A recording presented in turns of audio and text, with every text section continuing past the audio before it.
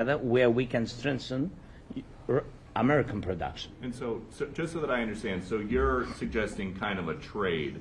If President Trump okays Tomahawk missiles to help you launch, yes, it's about Russia, military goals. It's only about military goals. Right, but then you would authorize some kind of an exchange where yes, of course. The US yes, we have proposition.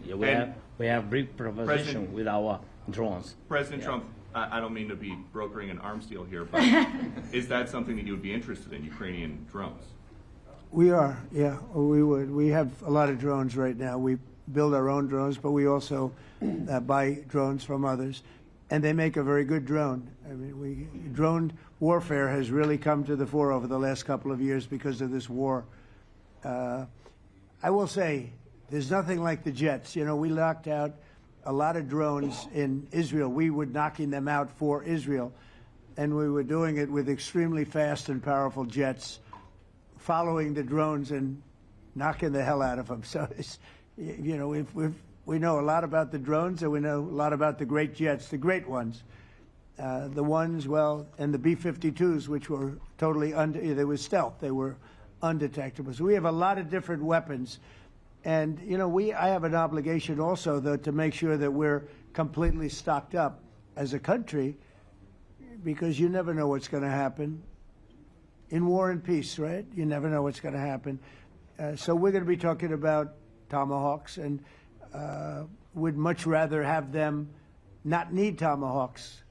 Would much rather have the war be over, to be honest, because, you know, we're in it to get the war over. We're selling a lot of different types of weapon, as you know, to the European Union. We're not in it for that. We're in it to get it over. We're losing thousands of people a week. Thousands of people, Russian, Ukrainian, and mostly soldiers. I mean, mostly soldiers. But we're in it to see that end. And if we can end quickly, and I think we can. I mean, I had a very good talk yesterday. We're going to be talking about it. But I had a very productive talk yesterday with President Putin. We'll see what happens. But the war in the Middle East was far more complicated. We got that one done. And I think we have a good chance. I think President Zelenskyy wants it done, and I think President Putin wants it done. Now all they have to do is get along a little bit. Can you give us an update on the trade negotiations with China, or perhaps Secretary of Defense? Yeah, I will, and I'm going to let Scott do that. But I think we're doing very well. I think we're getting along with China. China would like to have something. As of this moment, we'll be meeting in a couple of weeks. We'll be meeting in South Korea. You think myself. Will go forward? I think so. It looks like it's going forward. I think so. They want to meet. We like to meet. I have a very good relationship with President Xi, and we're going to see what happens. But, you know, for years we were taken advantage of by China very badly. We were losing hundreds of billions of dollars a year to China. We really built their military, if you think about it. The kind of money that presidents allowed to be lost to China was just insane. And then when I came into office, as you know, I put very severe tariffs. So we took in hundreds of billions of dollars in my first term from China. Biden let that go because it was so much. He let it continue, but he gave all sorts of exceptions. And by the time you looked at it, Scott, I would say it wasn't the same thing. He would give an exception for anything. If you got up and went out to dinner, he'd give you an exception. So it wasn't the same thing. But I put on very serious tariffs. So we took in hundreds of billions of dollars. And then I left office. The election was rigged. I left office, and that was the story. Now I come back, and we are in a very strong position because of tariffs. We're in a very powerful position because of the fact that we have tariffs. If we didn't have tariffs, we would be in a very weak position. We would be in a weakened state. But with tariffs, we've made hundreds of billions of dollars, not only from China, but from others. And China wants to talk, and we like talking to China. So we have a very good relationship, and we're going to be meeting in South Korea a couple of weeks. And I just got back from a long trip. I'm going on another long trip. And, Scott, you want to say a few words on that, please? Yes, sir. So the entire relationship stems from the great perspective the two leaders have for each other. China did a substantial, unprovoked escalation last week. We were unable to get in touch with them. Since then, it's been IMF World Bank Week. They have had working level people here who there have been meetings. The Vice Premier, who is my counterpart, and I will be speaking this evening at around 8:30, 9 o'clock. And then he and I and a delegation will meet in Malaysia probably a week from tomorrow to prepare for the two presidents to meet. So I think that things have de-escalated. We hope that China will show the respect that we have shown them. And I am confident that President Trump, because of his relationship with President Xi, will be able to get things back on a good course. Is the hope for that meeting with you and President Xi some kind of trade deal then? Or Could be. Look, I think we're in a very strong position. I think we're in a very strong position. We're getting, as you know, as of November 1st, I could move it up if I wanted, a 100% tariff over and above what we get now. So that would make it about 157%. And China doesn't want that, and they want to talk, and we're talking. And I think we'll make a deal that will be good for both. I think we will do something. But you have to understand, we never got anything from China. It was a one-way street. For many years, for decades, it was a one-way street. And they became rich because of the United States. And frankly, presidents that, let's be nice, they didn't know.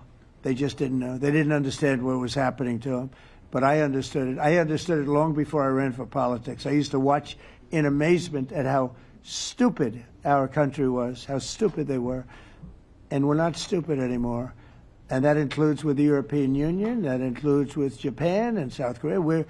All we want to do is be treated fairly. But the fairly is hundreds of billions and even trillions of dollars coming into the United States. And it's our national security is secure because of tariffs. If we didn't have tariffs, we would have no national security. So it's very important. Will you seek China's help in ending the war in Ukraine? Do you need them to put pressure on Russia? I'll be discussing that, but I'd love to see it ended before that. I mean, I think we have a chance of ending the war quickly if flexibility is shown on behalf. And again, we're not losing people. The United States is not. We're not losing people. We're not spending money. We're getting paid for the, ammunition and missiles and everything else that we're sending to the European Union, but to NATO. But it's very similar. If you look at the countries, I mean, it's very similar. And we just made a very fair trade deal with the European Union, and what we wanted, and we made a very good deal with NATO too. They pay for all of this. That's not what we're in this for. We're in it to save thousands of lives every week, thousands and thousands of lives. That's why we're in it. And I think we have a very good chance of bringing this war to a conclusion. Europe's president and your cabinet has done honestly an excellent job. I think that a lot of people could agree to that. Thank you. I'm speaking as someone who lost my father in a war, so I know the human cost. What would your advice be to American leaders, to world leaders, to neocons, to TV hosts who often speak about conflict in abstract or strategic terms rather than the human cost and the human terms? Look, my only statement is we have to get together. It's a very small group of people. It's the president, and the president. Okay, 3 presidents. And I'm the mediator president. And I'm mediating not an easy situation. It should be easy, but it's a lot easier when people understand each other, and when they get together, and when they like each other. We don't necessarily have that situation as far as like is concerned. Maybe it can turn around. Maybe it can. But in the meantime, we'll have them keep a little bit of distance, and we're going to see if we can get it done. This is number 9, okay? This will be number 9 for me. I've solved 8, including the Middle East. I've solved 8. This, I thought, would have been among the easiest. President Putin mentioned yesterday Armenia, all of the different wars. He said it was amazing but the big one that he was surprised that we were able to settle was the Middle East. He thought it was incredible. He was very generous in that sense. This should be something we're able to settle, and I think we will be able to settle. Brian. Brian. Yes, sir. On that note, you will go down as the peacemaker, no doubt, in and you will resolve this war? Well, you know, we resolved 8 others. It's funny how people say that. If you get this one, every time I do one, they forget about that one. I solved 8 wars. Go to Rwanda and the Congo. Talk about India and Pakistan. Look at Thailand. Look at all of the wars that we solved. And every time I solve one, they say, if you solve the next one, you're going to get the Nobel Prize. I didn't get a Nobel Prize. Somebody got it who's a very nice woman, very nice. I don't know who she is, but she was very generous.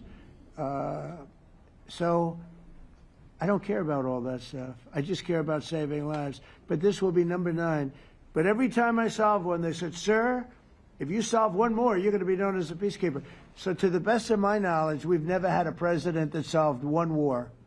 Not one war. Bush started a war.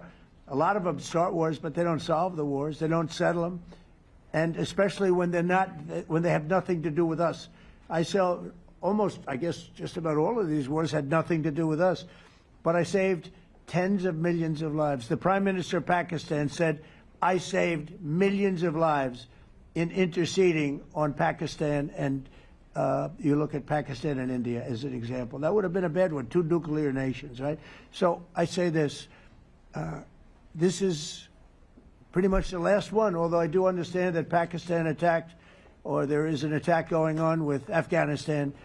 That's an easy one for me to solve if I have to solve it. In the meantime, I have to run the USA, but I love solving wars. You know why? I like stopping people from being killed, and I've saved millions and millions of lives, and I think we're going to have success with this war. Wait, please. This President Zelenskyy, this is your 3rd time over here. Oh. And by the way, you look excellent.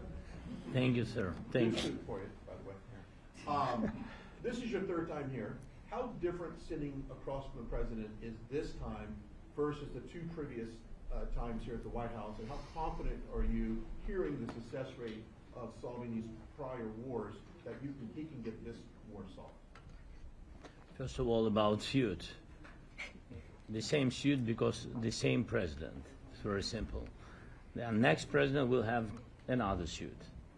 Yes. About our relations with President Trump, I think we have important dialogues, and I think we begin to understand each other. Yes, and I know that President is briefed very well about the situation in the battlefield, and he knows a lot what's going on in the battlefield in Ukraine, and I think it really helps. When you know a lot of things, a lot of details about one or another war, it helps a lot. But we are still in war, and I hope we can manage. You have been clear It's that there are some important. countries that are not meeting their commitment.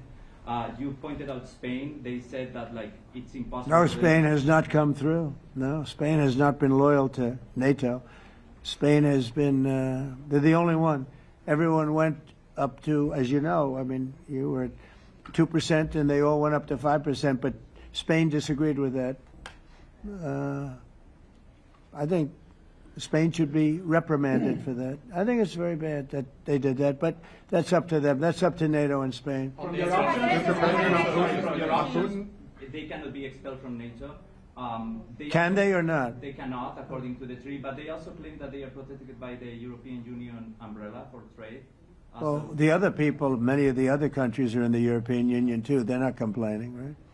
President, I can tell you that Sort of Putin is serious. That's of interest. Mr. President. They're protected by Yeah, please go ahead. Thank you, Mr. President. Do you think you can carry the momentum from the Middle East deal over to this deal? And if I do. So, how does that move the needle? Yeah, I do. I think we carry a lot of momentum, a lot of credibility. Getting Middle East done was very important. Nobody thought it could be done. That was one nobody thought could be done, and we got it done. And a lot of that was the big hit that we put on Iran with respect to the nuclear. They took that was an unbelievable military maneuver, the B-2s, and many other planes involved, by the way, but the B-2s. Yeah, I think nobody expected that to happen, and you know we had 59 countries involved, and these were countries very diverse. You had Arab, Muslim, Jewish. You had every country, Christian. You had every country, many countries involved, and we got that done. And we got it done pretty swiftly after we set the table properly. We had to set the table properly. This should be one that we get done. And I think the table is set properly here now, too. And it'll be a great honor. It'll be a great honor to get it done. And the Ukrainian people are great, and the Russian people are great. And obviously they have much in common, as we understand. They have a lot in common. So it'll be a great honor to get it done. Yeah. On Venezuela, there are survivors from your latest boat strike. What happens to those survivors? Well, I'll ask Marco to discuss that possibly. Yeah, it's well known there's an ongoing narco-terrorist operation the United States has been conducting. As far as details of any recent strikes, we're not prepared here to announce all those details, but you'll get that information here very shortly. And how are there survivors when these are meant to be lethal attacks? Yeah, again, I mean, we're undertaking these operations against narco-terrorists. That's what these are. These are terrorists. Let's be clear. And but as far as the details of any recent operations, when we are prepared to announce those, we will, as the president has consistently done. So you may get something on that later today.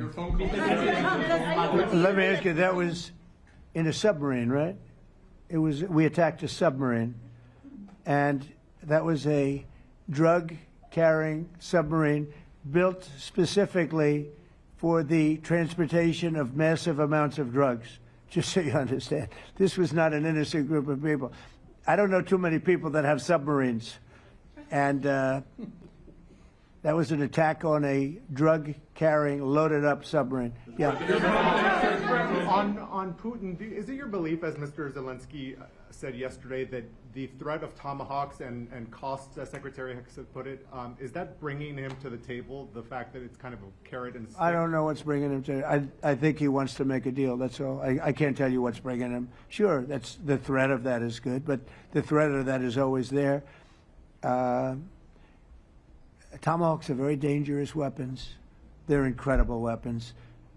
If you like warfare, it's one of the most accurate. You know, we hit 30 Tomahawks in Iran after the B-2s did their damage. We sort of gave it a little capper with 30 Tomahawks from a submarine, quite far away actually. But they're an amazing weapon. They're a very powerful weapon, but they're a very dangerous weapon, and it could mean big, escalation. It could mean a lot of bad things can happen. Tomahawks are a big deal. But one thing I have to say, we want Tomahawks also. We don't want to be giving away things that we need to protect our country. We have a very strong country right now. We have a strong military. We have the greatest military in the world. We have the greatest weapons in the world. I want to get this war over. Okay? Putin-Trump tunnel to connect Russia and Alaska. Are you interested? I just heard about it. A tunnel from Russia to Alaska. I just heard about that one. That's an interesting one. We'll have to think about that. I hadn't heard that. We just did a nice road in Alaska that's going to get us to a lot of minerals, and we have a piece of it, a good piece of the ownership because of the fact we made it possible. But this came up yesterday, a tunnel from Russia to Alaska. That's an interesting. What do you think of that, Mr. President? Do you have any ideas? How do you like that idea? I'm not happy with this. I don't think you're going to like it. I don't think he liked it. I don't think he liked it. President Trump, do you think that Vladimir Putin, do you think that Putin's your gut instinct? Well, we had a senator that wanted, remember, from Hawaii, she wanted a tunnel from the mainland to Hawaii, and she said, well, we can't do that, so we're going to build a railroad to Hawaii. Do you remember? She's a current sitting senator, a Democrat. She wants a railroad to go to Hawaii, right? You know who that is, right? She's another beauty. President Trump, on Putin, your gut instinct. Yeah, please. On your meeting with Putin, aren't you concerned that maybe the Russian president is trying to buy himself more time? Yeah, I am, but, you know, I've been played all my life by the best of them, and I came out really well. So it's possible, yeah, a little time. Is your gut instinct? It's all right. But I think that I'm pretty good at this stuff. I think that he wants to make a deal. I made 8 of them. I'm going to make a 9th. I think he wants to make a deal. Well, I think that he should have won the war in a week. Yeah, I do think. And if we didn't give the anti-tank missiles, as you know, the javelins they call them, they got stuck in the mud.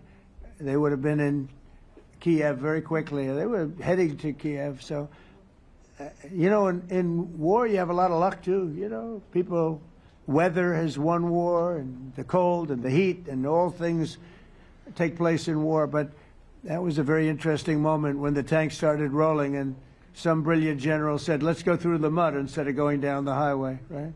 So they got a little bit lucky. But you know where they really got lucky? I gave javelins. That wasn't given by Barack Hussein Obama. He gave them sheets. You know, there's a statement. Obama gave them sheets and I gave them the javelins. And the javelins are a devastating weapon. And that wasn't given by Obama. That was given by, because at the time it was Obama. That was given by me. So it was like one of those things. And you had hundreds of them.